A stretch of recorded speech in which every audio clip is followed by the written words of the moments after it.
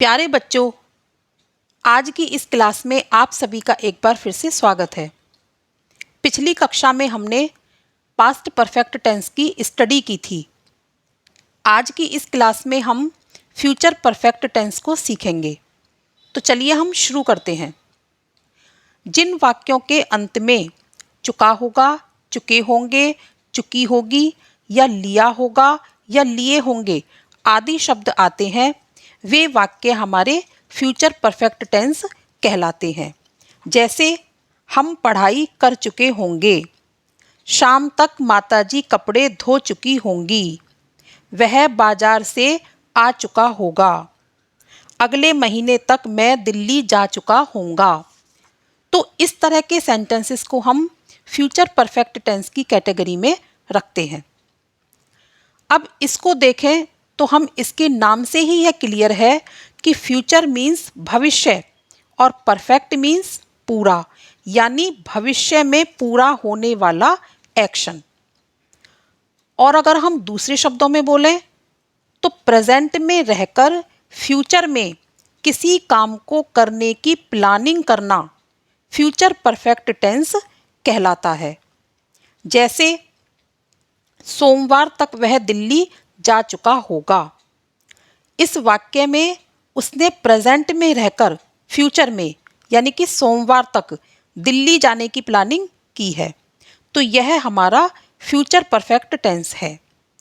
तो जिन वाक्यों से फ्यूचर में किसी काम के करने या होने का पता चलता है, वह सेंटेंसेस हमारे फ्यूचर परफेक्ट टेंस कहलाते हैं। अब इन सेंटेंसेस को जो बनाने का फॉर्मूला है, हम उसको देखते हैं कि उसको हम किस तरह से फॉलो करते हैं। तो सबसे पहले हम लगाएंगे सब्जेक्ट, उसके बाद हम लगाते हैं हेल्पिंग वर्ब विल हैव, उसके बाद आती है मेन वर्ब की थर्ड फॉर्म और फिर ऑब्जेक्ट। अब यहाँ देखिए हमने हेल्पिंग वर्ब लगाई है विल हैव। तो मैं आपको बता देती हूँ कि इन वाक्यों में सिंगुलर व प्लूरल दोनों में हेल्पिंग वर्ब विल हैव का ही यूज़ किया जाता है। यानी कि ऐसा नहीं है कि हम सिंगल के साथ विल हैज़ लगाएं और प्लूरल के साथ विल हैव लगाएं। यहाँ सिंगुलर और प्लूरल दोनों में ही हेल्पिंग वर्ब विल हैव का प्रयोग किया जाता है। हैव यानी कि परफेक्ट हो चुका और विल माने फ्यूचर में परफेक्ट होने वाला तो विल हैव। और इसमें आई व वी के साथ भी विल का ही यूज़ होता है, शैल का नहीं। यानी कि जो हम हेल्पिंग वर्ब इसमें यूज़ करते हैं वो हम विल हैव को ही यूज़ करेंगे। और नेगेटिव टेंस में विल के तुरंत बाद, अब आप यहाँ देखिए कि जो हमारी हेल्पिंग वर्ब है वो हमारी टू वर्ड्स में है, विल और हैव। तो जब हम नेगेटिव टेंस बनाएंगे तो विल के तुरंत बाद हम नॉट का यूज़ करते हैं। यानी कि दोनों हेल्पिंग वर्ब के बीच में हम नॉट लगाते हैं। जैसे विल, फिर उसके बाद नॉट और फिर उसके बाद हैव। हम ऐसे नहीं लगाएंगे विल हैव नॉट, नहीं, कैसे लगाना है हमें, विल नॉट हैव। यानी कि जो फर्स्ट वर्ड है हमारा विल, उसके तुरंत बाद हम नॉट लगाएंगे और उसके बाद हम हैव का यूज़ करेंगे। इसी तरह से इंटेरोगेटिव टेंसेस में सब्जेक्ट के पहले यानी कि सबसे शुरुआत में जहाँ क्या के क्वेश्चन के रूप में हमारा सेंटेंस होता है, उसमें हम सब्जेक्ट के पहले सबसे पहले यानी कि विल का प्रयोग, फिर उसके बाद हम सब्जेक्ट लगाएंगे और फिर सब्जेक्ट के बाद हम हैव लगाएंगे। सब्जेक्ट के पहले विल और सब्जेक्ट के बाद हैव लगाते हैं। जैसे सबसे पहले हमने लगाया विल, फिर हमने लगाया सब्जेक्ट यू और फिर हमने लगाया हैव। विल हैव यू नहीं लगा के हम क्या लगाएंगे, विल यू हैव। यानी कि फर्स्ट वर्ड के बाद हम सब्जेक्ट लगाएंगे और उसके बाद हम हेल्पिंग वर्ब के दूसरे वर्ड को यूज़ करेंगे। तो इस तरह से आज हमने फ्यूचर परफेक्ट टेंस में क्या देखा कि भविष्य में होने वाले काम को करने के लिए हम फ्यूचर परफेक्ट टेंस का प्रयोग करते हैं।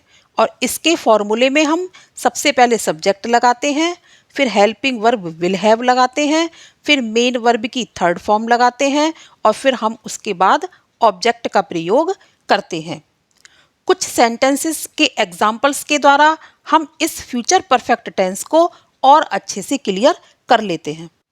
और हाँ, अगर आपने मेरी पुरानी टेंसेस की वीडियो नहीं देखी है तो पहले आप उन्हें देखें। वीडियो का जो लिंक है वो मैंने राइट कॉर्नर में आई बटन में दे रखा है, आप वहाँ से लेकर इनको देख सकते हैं, क्योंकि जब आप पहले पिछली वीडियो को देख लेंगे तो आपको अगली वीडियो समझने में आसानी होगी। तो चलिए अब हम फ्यूचर परफेक्ट टेंस के एग्जाम्पल्स की स्टडी करते हैं। सबसे पहला हमने एक सेंटेंस लिया, सीता खाना खा चुकी होगी।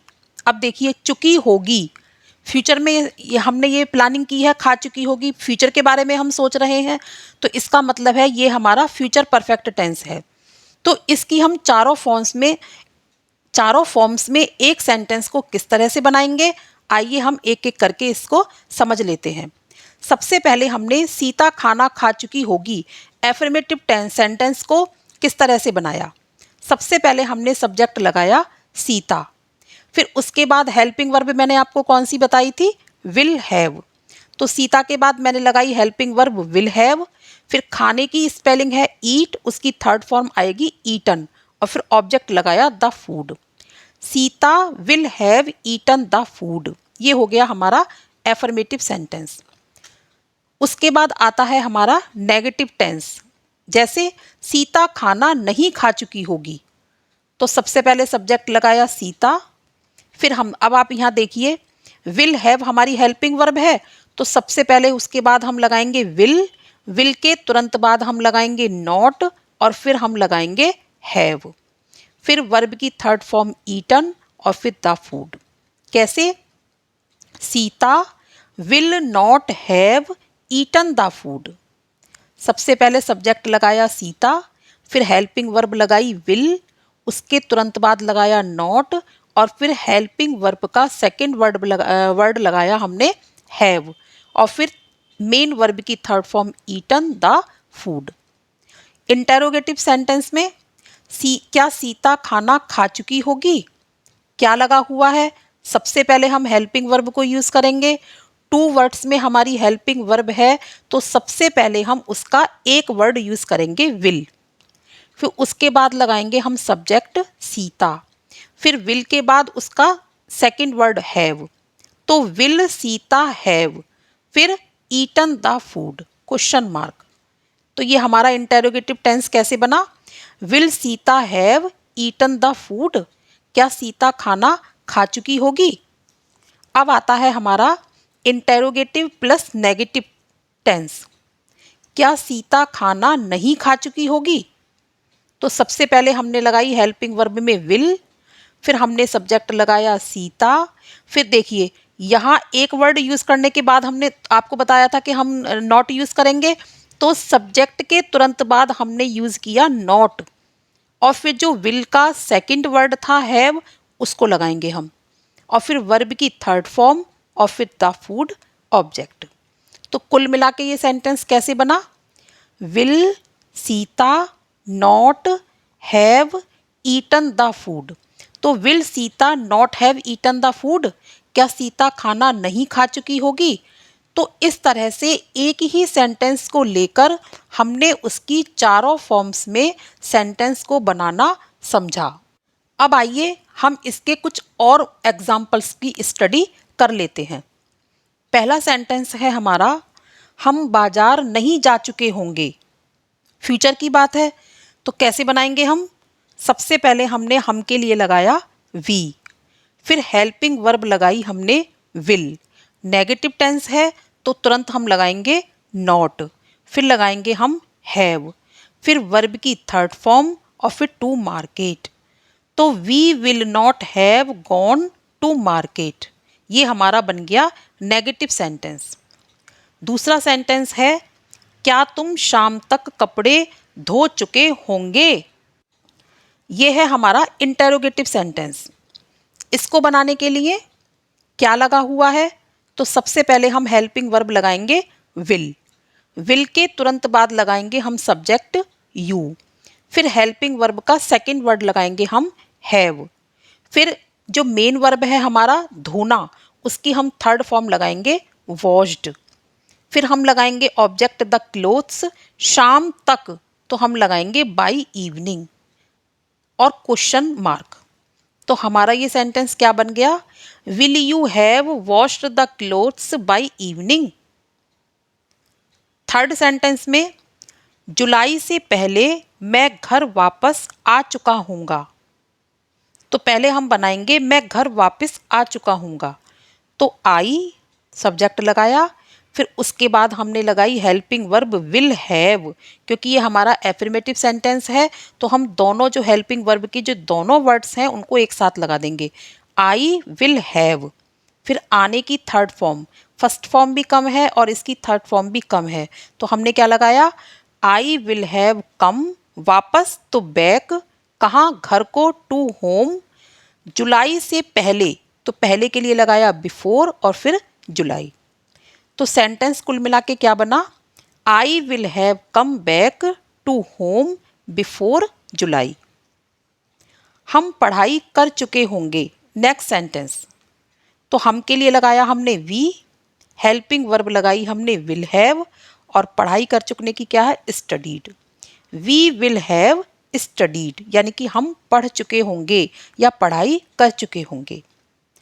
अगला सेंटेंस है हमारा, क्या कल तक वे आ चुके होंगे। इंटेरोगेटिव सेंटेंस है, अभी मैंने आपको ऊपर बताया था, तो आप बताइए किस तरह से बनेगा ये। क्या लगा हुआ है, तो हम लगाएंगे सबसे पहले विल, फिर उसके बाद लगाएंगे हम सब्जेक्ट, वे के लिए क्या लगाएंगे, दे, फिर हैव, फिर आने की थर्ड फॉर्म कम, कल तक बाय टुमारो, फ्यूचर की बात है तो बाय टुमारो, अगर पास्ट की बात होती तो बाय यस्टरडे लगाते, लेकिन ये फ्यूचर में आने वाली बात है तो हम लगाएंगे बाय टुमारो और क्वेश्चन मार्क। कुल सेंटेंस मिला के क्या बना, will they have come by tomorrow. Last sentence है हमारा, अगले महीने तक मैं यह किताब पढ़ चुका हूँगा। तो मैं यह किताब पढ़ चुका हूँगा, इसको बनाने के लिए हम क्या क्या लगाएंगे, सबसे पहले सब्जेक्ट लगाएंगे आई के साथ लगाएंगे फिर विल हैव हेल्पिंग वर्ब, फिर मेन वर्ब की थर्ड फॉर्म रीड, फिर ऑब्जेक्ट यह किताब तो दिस बुक, अगले महीने तक यानी कि अगले महीने तक यानी बाय नेक्स्ट मंथ। अब आप देखिए अगले महीने यानी कि नेक्स्ट मंथ, तो सेंटेंस पूरा कैसे बनेगा, आई will have read this book by next month, अगले महीने तक मैं यह किताब पढ़ चुका होऊंगा। इस तरह से आज हमने फ्यूचर परफेक्ट टेंस को पढ़ना और लिखना और बनाना सीखा। अगली वीडियो में एक नए टेंस के साथ फिर मिलते हैं, तब तक के लिए टेक केयर, बाय बाय।